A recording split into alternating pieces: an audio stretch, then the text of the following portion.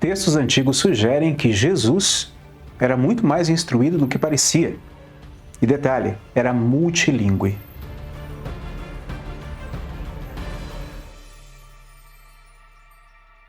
Os evangelhos não fornecem evidências definitivas da linguagem falada pelo histórico Jesus de Nazaré.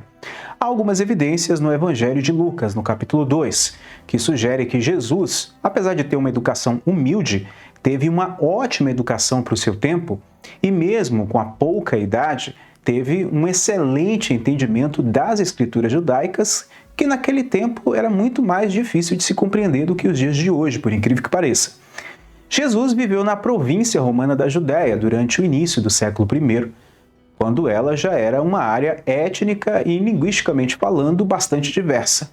Estima-se que apenas de 5 a 10% da população da Judéia do primeiro século era alfabetizada. Embora as evidências sugiram que Jesus era alfabetizado, é altamente improvável que alguns dos discípulos de Jesus fosse também alfabetizado. Na verdade, pouquíssimos eram alfabetizados. A língua franca da Judéia e das áreas vizinhas era o aramaico, uma língua semítica ainda falada por pequenas comunidades em Israel nos dias de hoje. A maioria dos historiadores e estudiosos da Bíblia concorda que Jesus e seus discípulos falavam o dialeto galileu do aramaico. Palavras aramaicas estão até mesmo presentes nas traduções inglesas e portuguesas do Novo Testamento, aumentando a suposição de que eram, claro, de origem aramaica. Também há evidências no Evangelho de que Jesus era bilíngue, ou seja, falava mais de uma língua. O Evangelho de Lucas, no capítulo 4, por exemplo, dos versículos 16 ao 24, conta como Cristo visitou uma sinagoga e leu uma passagem da Torá. O versículo que eu vou mostrar para você agora indica que Jesus podia ler e entender o hebraico, que é diferente do aramaico, a língua que foi escrita ali no Antigo Testamento, que não é mutuamente tão inteligível com o aramaico. Ou seja, quem fala aramaico necessariamente não quer dizer que entenda o hebraico. Alguns estudiosos também argumentaram que ele poderia até mesmo falar um pouco de grego, como, por exemplo, foi escrito por Barr em 1970. A compreensão do grego também explicaria as longas conversas que Jesus teve com Pôncio Pilatos, por exemplo. O grego, junto com o latim, era a língua administrativa e legal nas províncias orientais do Império.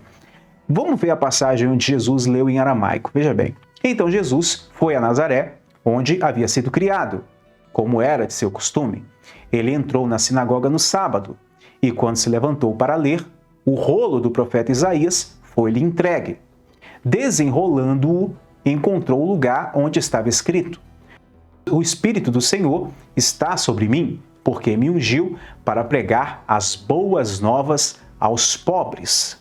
As passagens do Novo Testamento também sugerem que Jesus sabia escrever, lógico, obviamente. Por exemplo, em João, no capítulo 8, dos versículos 3 a 9, um grupo de sacerdotes judeus arrastou uma mulher que havia sido apanhada em adultério. Todo mundo conhece essa história. E perguntaram para Jesus o que deveriam fazer, né? Porque, segundo a lei, ela deveria ser apedrejada, como foi ordenado por Moisés. Esta foi uma armadilha muito inteligente. Se Jesus concordasse, então ele estaria contradizendo o seu ensinamento de amor e perdão. Da mesma forma, se ele discordasse, estaria violando a lei judaica e contradizendo um dos profetas de Deus na visão ali dos mais religiosos da época. Para evitar essa armadilha, Jesus calmamente escreveu no chão antes de dizer a famosa frase: aquele de vocês que não tiver pecado, que atire a primeira pedra. Depois de ouvir isso, os sacerdotes e a multidão perceberam que todos eram igualmente pecadores e deixaram a mulher em paz. Não está registrado nos evangelhos ou mesmo nos textos gnósticos o que Jesus teria escrito no terreno. Normalmente nos filmes nós vemos ali ele fazendo um peixe, um desenho. Isso pode implicar também que os discípulos eram analfabetos ou pelo menos não podiam ler a linguagem que Jesus estava usando para escrever no chão, pois não há nenhuma evidência de que Jesus estava desenhando na terra, mas segundo a Escritura Sagrada, ele estava escrevendo na terra. Embora essa história seja uma das mais populares no Novo Testamento, esse assunto ainda gera muita polêmica no meio dos acadêmicos. No entanto, essa passagem não é útil na reconstrução do Jesus histórico, pois muitos estudiosos questionaram a autenticidade dos versos. Essa história não é encontrada em nossas cópias mais antigas do Evangelho de João e está ausente do papiro 66 e do papiro 75, ambos escritos por volta do ano 200 depois de Cristo. Um terceiro exemplo que pode implicar que Jesus era alfabetizado vem de fora da Bíblia e pode até ter sido escrito pelo próprio Jesus. Sim, calma, relaxa, foi isso mesmo que você ouviu.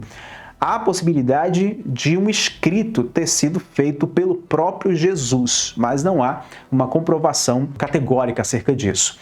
É uma correspondência, quer dizer, uma suposta correspondência entre Abdigar V de Edessa e Jesus de Nazaré, que está entre as áreas mais interessantes da erudição cristã primitiva e gera debates entre teólogos renomados até os dias de hoje. Foi um rei ali que surgiu no primeiro século e ele é lembrado como um dos primeiros reis a se converter ao cristianismo. Talvez até durante a vida de Jesus e depois de ter se convertido por conta de Tadeus de Edessa, um dos 70 discípulos de Jesus, ele provavelmente estaria trocando cartas com Jesus. A suposta carta de resposta de Jesus ao rei Abgar é extremamente importante para os estudiosos da Bíblia, pois, se for realmente autêntica, seria o único documento escrito pelo próprio Jesus que sobreviveu até o presente. Primeiro vamos ver a carta do rei Abgar V a Jesus de Nazaré. Abgar, governador de Edessa, a Jesus, o excelente Salvador, que apareceu na região de Jerusalém, saudação.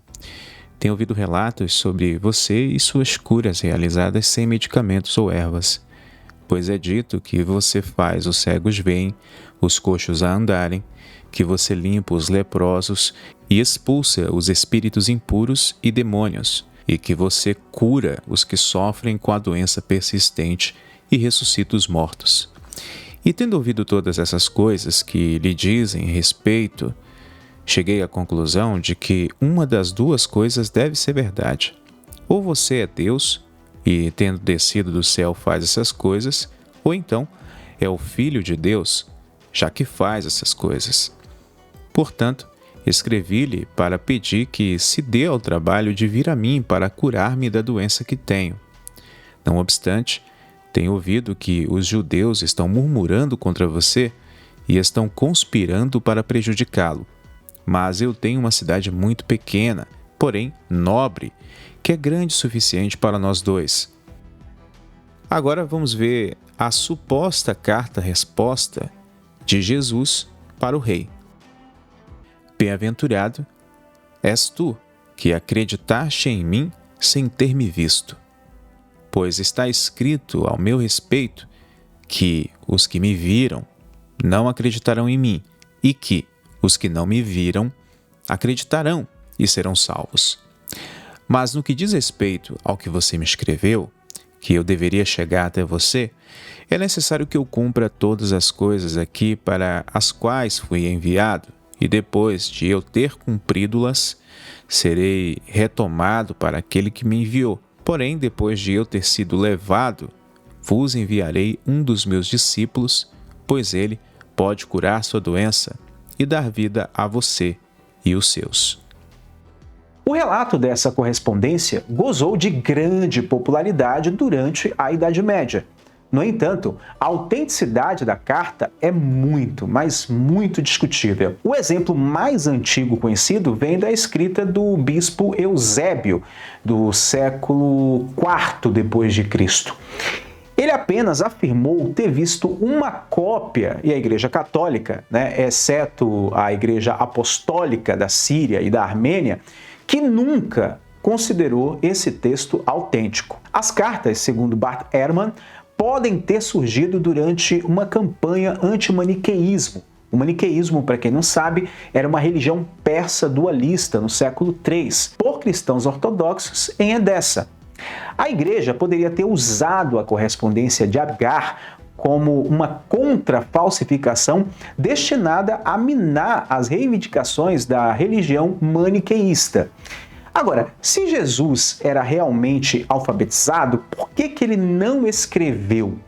Por que ele não escreveu nada ou não temos nenhum registro histórico confirmado de que Jesus escreveu alguma coisa ou deixou algo escrito para os cristãos? Bom, 2 das 3 evidências, João capítulo 8 e a carta ao rei, que sugerem que Jesus era alfabetizado, são consideradas tradições superiores que datam dos séculos IV e V depois de Cristo.